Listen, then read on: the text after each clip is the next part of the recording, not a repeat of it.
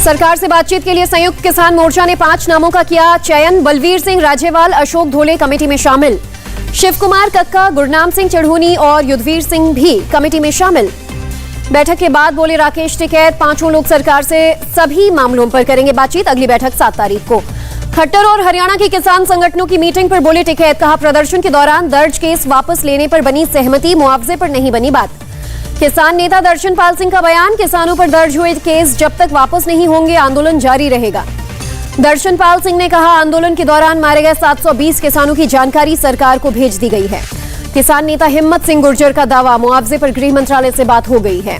हिम्मत सिंह गुर्जर ने कहा 7 दिसंबर को आंदोलन खत्म करने का ऐलान हो सकता है। एमएसपी पर कमेटी बनने से सभी संगठन सहमत। आम आदमी पार्टी के नेता राघव चड्ढा ने चन्नी सरकार पर बालू माफियाओं को संरक्षण देने का लगाया आरोप। आम आदमी पार्टी ने दिल्ली नगर निगम के चुनाव को लेकर फूंकी बेगुल। बीजेपी को हराने के लिए एमसीडी बदलाव अभियान की शुरुआत तेज। दिल्ली के पर्यावरण मंत्री गोपाल राय का बयान, एमसीडी में लोग बदलाव चाहते हैं। 50 लाख लोगों को आपका सदस्य बनाने का लक्ष्य। यूपी बीजेपी अध्यक्ष स्वतंत्र देव सिंह का अखिलेश पर तंज, कहा सैकड़ों करोड़ के हज हाउस बनाने वाले काशी विश्वनाथ कॉरिडोर को भी अपना काम बता रहे हैं। सीएम योगी गोरखधाम मंदिर से संचालित महाराणा प्रताप शिक्षा परिषद के संस्थापक समारोह में हुए शामिल। केंद्रीय मंत्री अनुराग ठाकुर भी रहे मौजूद।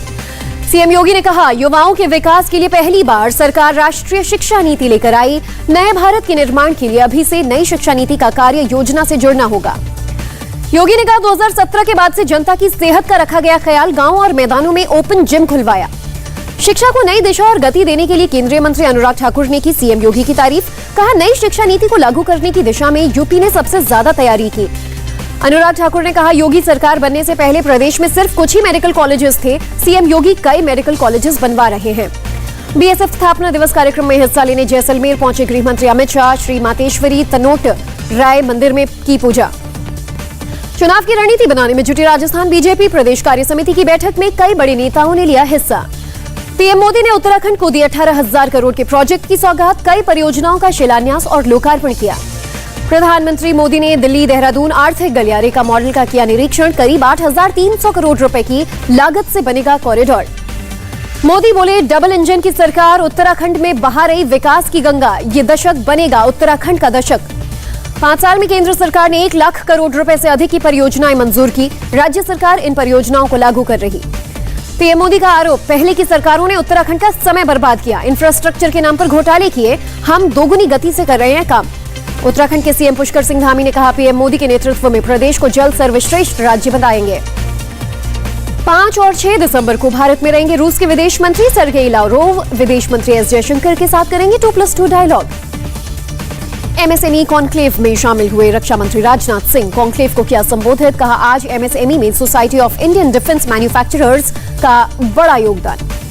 रक्षा मंत्री ने एसआईडीएम की प्रगति को सराहा। कहा बहुत कम समय में कुछ लोगों से शुरू हुआ एसआईडीएम परिवार आज 500 से भी ज्यादा मेंबर्स से बना।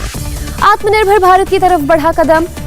रक्षा मंत्रालय ने अमेठी की रक्षा इकाई को 5 लाख से ज्यादा AK-203 असॉल्ट राइफल्स का दिया ऑर्डर। इंसास राइफलों को रिप्लेस करेंगी AK-203 असॉल्ट राइफल। 300 मीटर की मारक क्षमता और लाइटवेट के साथ बेहद उपयोगी है AK-203। पीएम मोदी ने नौसेना दिवस की दी शुभकामनाएं। लिखा हमें अपनी नौसेना पर गर्व। हर आपदा में सबसे आगे खड़ी होती है नौसेना। नौसेना दिवस पर गेटवे ऑफ इंडिया पर नेवी ने दुनिया के सबसे बड़े राष्ट्रीय ध्वज को किया प्रदर्शित। राष्ट्र सेवा की प्रतिबद्धता व्यक्त की। निलंबित सांसदों को केंद्रीय मंत्री मुख्तार अब्बास नकवी ने दी विपक्ष को माफी मांगने की सलाह। कहा माफी मांगकर मुद्दे को खत्म करें, लोकतंत्र में अहंकार की जगह नहीं। यूपी चुनाव को लेकर बलरामपुर में कांग्रेस का मंथन। पिथौरागढ़ कांग्रेस कमेटी की पर्यवेक्षक संयोगिता सिंह ने कहा यूपी में पूर्ण बहुमत के साथ बनेगी कांग्रेस की सरकार। जम्मू कश्मीर के बडगाम में लश्कर का एक आतंकी गिरफ्तार। सुरक्षा एजेंसियां कर रही पूछताछ।